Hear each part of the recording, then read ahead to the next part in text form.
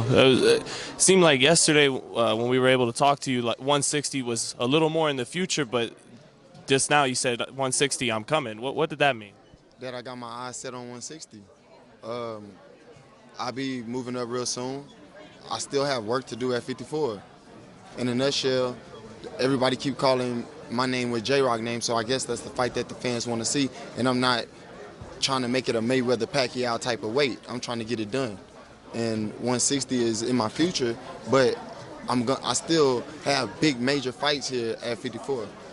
Is 160 something you want to do because of weight? You feel like you're almost outgrowing the weight, or is it just the fights that you see at 160? Of course, I outgrew the weight. I've been making it since the amateurs. But not only have I've grown the weight, I'm ready to face better competition up there too.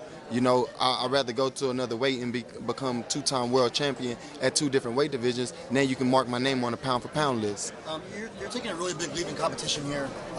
Is this like what you've been waiting for a long time? You excited for this? I'm 26 years old. How much more waiting should I do to before I go fight someone with a so-called name? You know, it's just a name. Austin Trout best fight was against Cotto. You know, it's just a name to me. I got more work to do. But all the same, you're a big favorite here. You're like 5-1 favorite.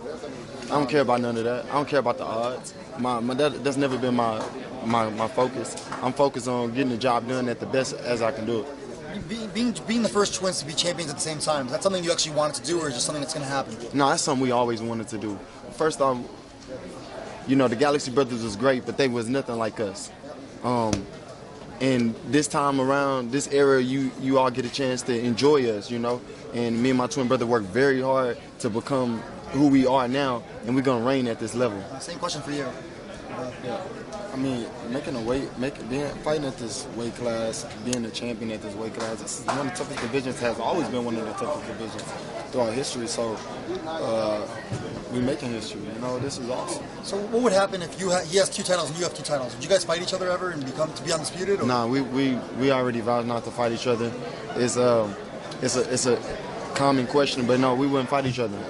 Would you guys say that Jermall can do things Jermall can't do, and vice versa? You guys have different strengths? No, we do it. We both do different things, but we both do the same thing, and we both have the same power, the same speed, and they can't beat us. They can't match us. Are you going to be able to work it out where you're going to see us fight while you're trying to warm up for yours? I'm going to watch this fight. Yeah. He's going to watch mine. We might give him an earbud while I can have my other brother yelling something crazy. You know, we're going to do something. Happy birthday. You ever consider earlier in your career you'd be a combined 50-0? Yes. I can't say that we would think we would be losers. You know, we never ever put that in our mind. So yeah, we always thought that we would be winners and that we'd be at the top level. And now we here. It's time to make history. Even though I talk about 160, I'm not struggling with the weight right now. Yeah. I'm actually just a pound and a half over. I already seen 154 throughout this camp. It's not a big deal. You know, it's just the fact that I can be even stronger and I can feel better about myself if I fight at 160, so I want to try it. That's what I was going to ask you. Do you think you'll be even more powerful when you move up to 160? I feel like I will be. I feel like I have like a lot more to show people, but, you know, it's no excuse or anything, but I can do a lot more, I feel like, when I'm myself. And I want to be myself in the fight, so, you know, of course I'll hydrate up. You know, and then we only can gain 10 pounds by the IBF rules, only can gain 10 pounds after the fight, so it's going to be an even matchup. There's no excuse to why I'm always the bigger fighter than my opponents, and, you know, they're not going to give me the credit anyways right now. So, like you said, we always up against experience and time, and that's something that we're okay with. Yeah, there's been a few fights now with Heyman fighters and guys that fight in HBO. Would you want to fight Golovkin once you go to 60? I'll fight Golovkin at 160. I'll fight Canelo at 155. See, I'm not complaining about the placement. I'm only complaining that I want to be myself and I want to be comfortable. Floyd Mayweather didn't have to drain weight. He trained at itself. He fought at itself, and that's something I want to do. What do you guys? It's the kind of fight that you win, it, you look good, it opens up the doors to all those other stuff.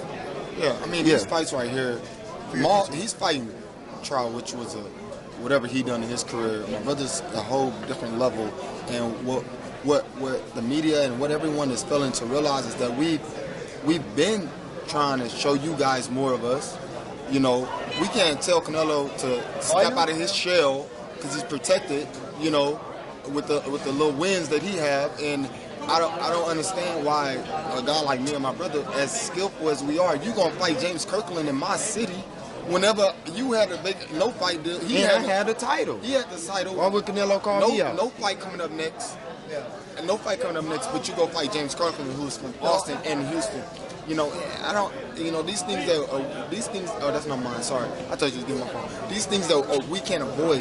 You know, these are the things that we can't do. Only is accept who's in front of us, and we have never turned anyone down. And that's where we go at with time and experience. The more time you see us, the more experience we get. I guess, you know, everything will play out in We didn't go to the Olympics. We didn't do all these fancy things that they was calling up earlier. Bonds went to the Olympics, but he got beat. And I don't care what y'all say.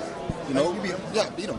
So what we're here to do is show our self-approved, show why we're at the top, and just keep pushing, keep fighting, keep winning, and let's make some money and let's have fun. What kind of? I've never seen you guys this fired up before. Like you guys are always usually Be ready, man. It's our time, man. It's nothing more that we can say besides like. We're at the top. Charlo twins are here. We at the top, and we're gonna stay here. It's the opening door for a lot to come in. Me and my twin brother both feel like we belong here. We don't get the credit that we deserve. There's a prize in boxing. It's Money a lot is more. a prize in boxing as well. You know, we don't fight for free.